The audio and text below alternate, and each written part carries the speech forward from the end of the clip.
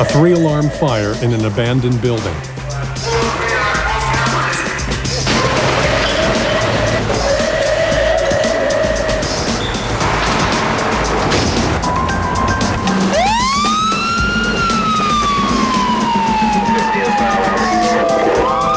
East Boston. 2 other companies are already at the scene. Yeah, take a right. The flames have been put down, but the truckies now face the risky business of overhauling a structure that has been dangerously weakened by the flames and water.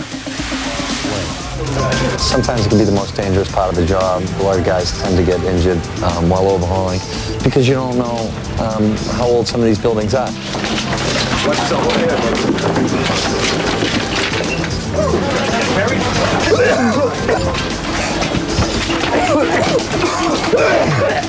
No building is safe. Buildings are constructed not with fire safety in mind a lot of time. Even the new construction, they don't address the fact of what happens when fire weakens the structure. Lieutenant Ralph Reese has been a Boston firefighter for 27 years. He was an eyewitness to the department's worst tragedy, a disaster that occurred during a routine overhaul. We lost 9 guys at the Von Dome. And I happened to be working that day. I was there. And all the guys that were killed were friends of mine. And it was a nice, sunny June afternoon. The baseball game was on the TV. It was an old turn-of-the-century hotel. They were redoing the whole thing. They were going to make condos out of it.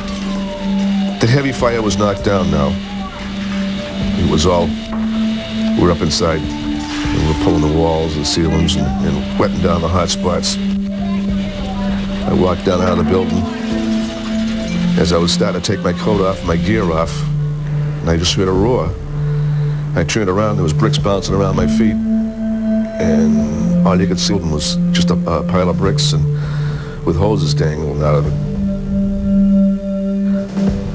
A couple seconds after the realization of what happened hit, I ran up in the pile and we started to hear guys yelling, trying to locate guys. You knew there were guys in there.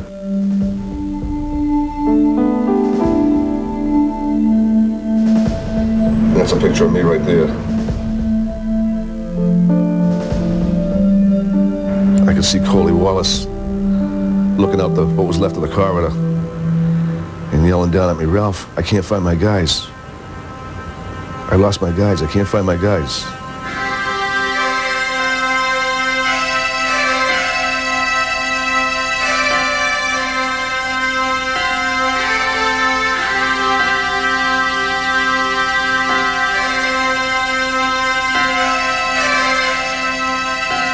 My wife worries constantly about it, about the job being dangerous.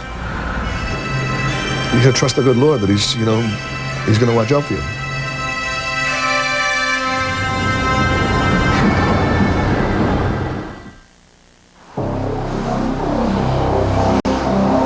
Fire department, what's your emergency? Engine 9, ladder 2, car 1. Respond for a central station alarm. Day and night, the calls come in to Fire Alarm, the Boston Fire Department dispatch facility. Respond for a cardiac arrest. 112 Magnolia Street. Your nearest box, 1767 Magnolia and Orlando Streets. It's a cardiac disorder, 112. Hundreds of calls a day, over 60,000 last year. Engine 14, attention ladder 10, car 9. Respond to box 2273. 45% of these requests for assistance are telephone calls routed from 911. Beacon Street and Mass Ave. The others come when someone pulls the handle on one of the city's 2,500 fireboxes. Beacon Street and Mass Ave, engine 33, ladder 15, car 4. The change that I see in the fire service, not only in the city of Boston, but throughout the country, is with the firefighter becoming much more involved in the emergency medical end of the business. Engine 52, ladder 29, car 8. Respond for a motor vehicle accident, 1556 Blue Hill Ave. Nationwide, firefighters last year responded to over 9 million emergency medical calls and only 2 million fire calls.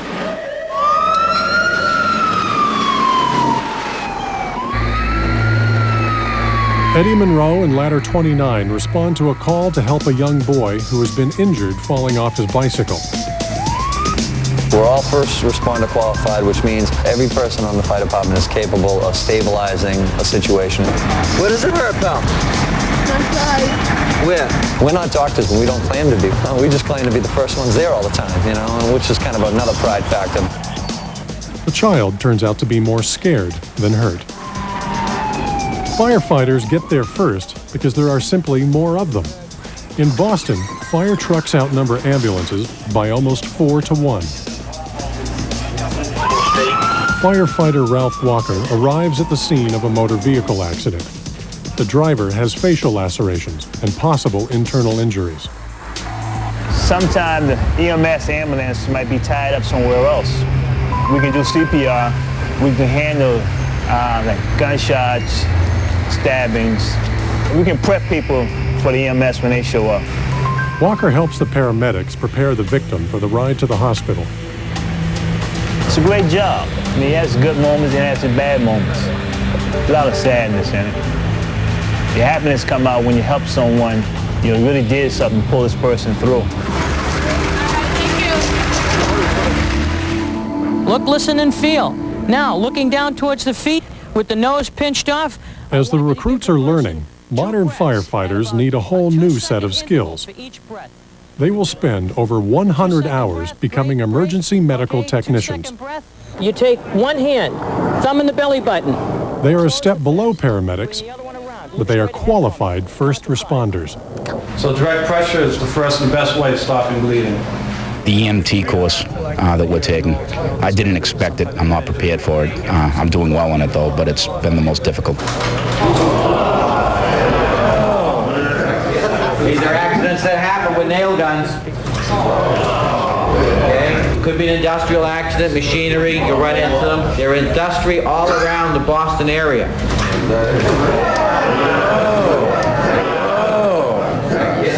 Okay.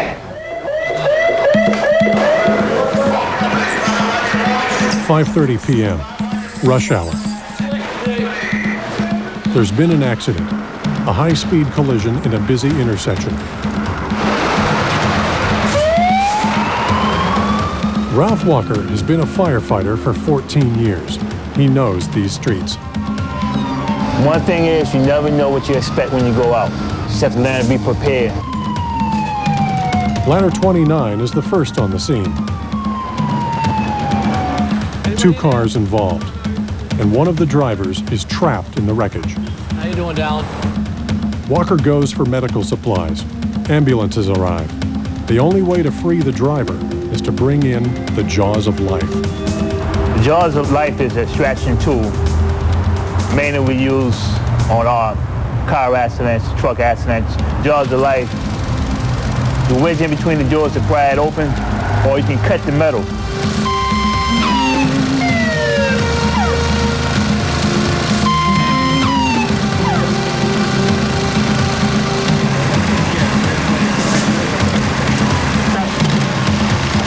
The engine stands by in case a spark ignites the spilled gasoline.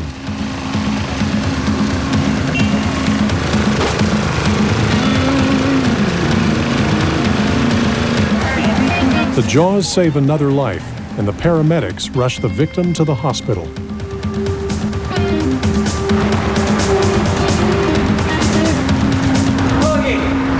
All right, now we set for the next one.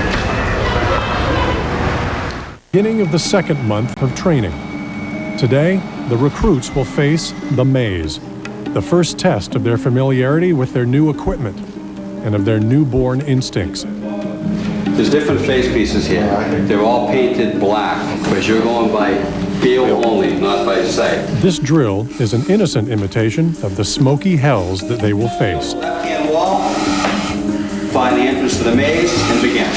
As Robert Vasquez is learning, being a firefighter requires getting used to your worst nightmares. It was confusing, confined, and very bewildering. It's just something that doesn't happen in an everyday situation of life. Grip of that strap. It's really a shock to the system because you get lost and all of the little nooks and crannies that they have in that space that you have to work in.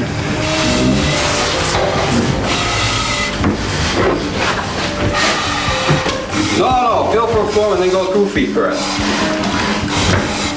If you went through feet first with your belly down, if that floor gave way underneath you, look at how easily you could rescue yourself now. I almost felt actually claustrophobic in that. Never had those feelings before, but I had them a little bit there.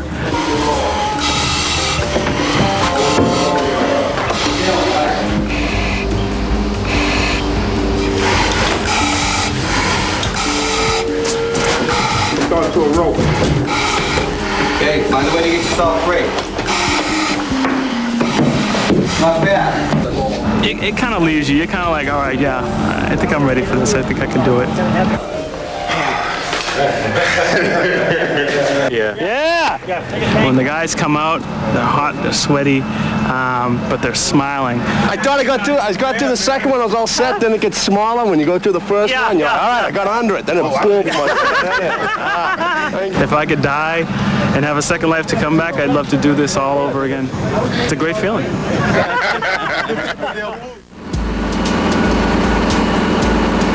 Every day at the firehouse begins the same way, as the equipment is checked and checked again.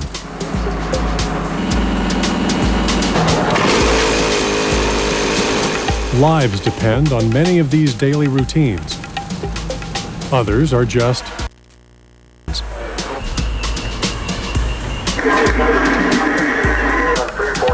there is paperwork, body work, and helping ladies in distress. Bye-bye, fireman. Very good. If you ask engineers to design...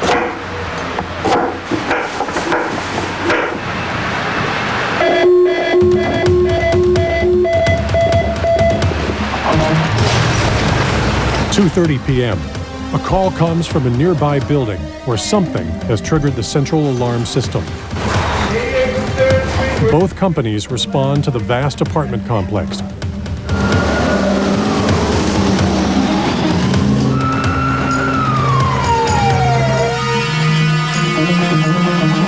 The din of the alarms fills the long hallways. It turns out to be that frustrating part of any firefighter's routine, the false alarm. Last year, firefighters in Boston responded to almost 9,000 false alarms. Never assume that it's going to be a false alarm. You might be thinking it, but you don't slow down, take your time, or just be too relaxed about it. Because you get caught with your pants down. 1 out of every 6 calls is false and has been triggered by an electrical malfunction or as a prank. Little 4-year-old boy. It gets aggravating, but I don't know. I just love the job so much. I really don't care. I mean, I'm not saying that it doesn't bother me every time, but majority of the time, I can kind of let it roll right off your back, because if you don't, you'd be driving yourself crazy. False alarms tie up equipment that might be needed elsewhere, and there is always risk involved in a high-speed response. Fire department, can you open up?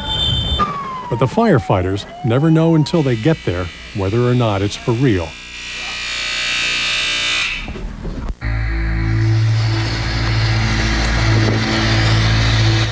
The Fire Academy, Week 10.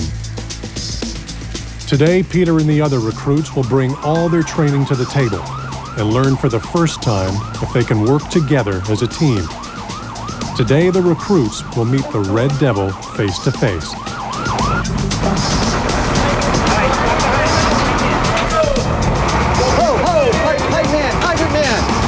Hydrant man! You gotta put the gate on. You're opening the hydrant without the gate. Come on, pump operator. Let's go up here. Break it in every time. Grab it between your legs.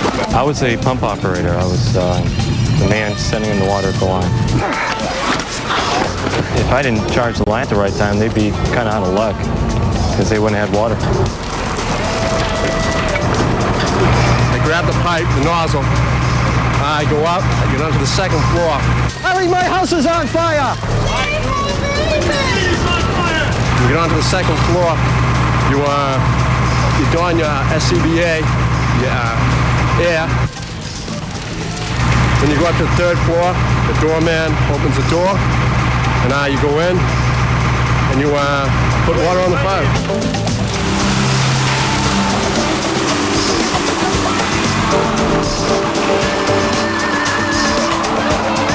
I think as close as you're going to get to the real thing. I don't think anything can prepare you for the real thing. Recruits have torched this building hundreds of times, but the risks are tightly controlled. These floors and walls will never collapse, and the exits are clearly marked. Nothing can compare with the real thing.